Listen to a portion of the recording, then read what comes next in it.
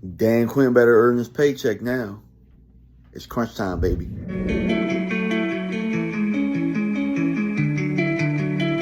Says on the beat, boy. Yeah. Cause he wanna light. Headlights, I've been whipping midnight through the city. I've been going through some things, tryna get my mind right. Push the bucket to the limit, push that bitch into the finish. Gotta get the full control, gotta get my mind right. Headlights, I've been whipping midnight through the city. I've been going through some things, tryna get my mind right. Push the bucket to the limit, push that bitch into the finish. Gotta get the full control, gotta get my mind right. Yeah. What's going on, Cowboys Nation? It's your boy DMV, back with another one. I don't have the Joe Barty today, but we're going to sit here and we're going to talk about this cornerback carousal. So I've done a bit of reading. I've watched some shows, and this has been a discussion. And so I kind of wanted to give my take on it. So right now, the Cowboys cornerback 2 position is a position right now that is the biggest hole on the entire team.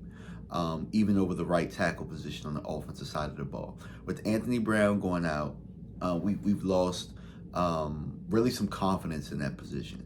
And really, in all truth, we lost confidence in that position really this training camp, with Nahshon Wright taking a step backwards, with Kelvin Joseph taking a step backwards. Last year, those guys had promising years as with their rookie time that they had gotten in, but somewhere along the way, those guys had lost confidence. The team has lost confidence in those guys moving forward. So I think, and as I've said this weeks ago, I think your answer on this roster wasn't on the team, or was going to be fresh legs that was going to bail you out. And so the Cowboys have three cornerbacks right now that could offer you that. And we've seen this before. We've seen teams where, they're looking for answers, and then down the stretch somewhere, they create something in their scheme and they get confident at it and really good. So here are the three corners. And let me grab my notebook.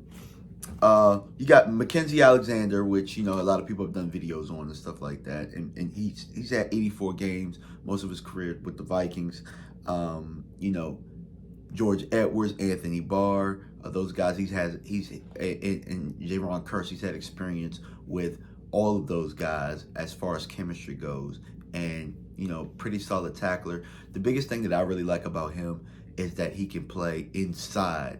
That way you can move Bland out to the outside, and that might honestly, in my opinion, be your best combo there, with Deron Bland playing ball like he is. You know what I'm saying? So that's the way I would look at it. Kendall Sheffield, he's had the longest term in the building amongst all of them. He's had 38 games and 20 starts, and ATL drafted him in 2019, so he's a Dan Quinn guy. So he might be able to, since he's been in the building the longest, there might be a rapport right there. He might understand what's being asked of him. And then you got Trayvon Mullen, who spent most of his time with the Raiders, 31 starts out of 45 games. He has some special teams snaps as well. But when you think about the old Seattle teams, of those corners that we just mentioned, he's probably the closest to a Brandon Browner, a Jeremy Lane type, where it's like, I don't need that cornerback to be all world, but I just need him to do his job. I need him to be able to give different looks, disguise different looks, really just be a pest, make it tough. Maybe I can give him a little help over there, and he can actually, be an asset to this team. The greatest thing about all three of these guys is that all of them will tackle, and that's what we've been missing in the run game on the defensive side of the ball. The extension of the run defense from your corner position and coming up and making tackles, driving on the football, and being aggressive and having confidence.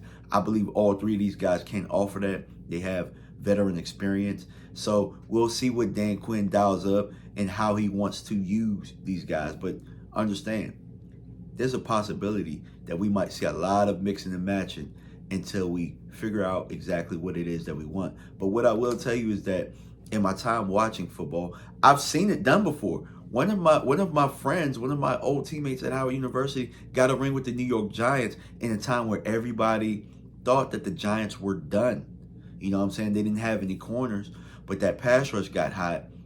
Steve Spagnuolo, he dialed up some blitzes. He dialed up some creative looks that just gave everybody fits. That's where Dan Quinn is going to have to get into his bag.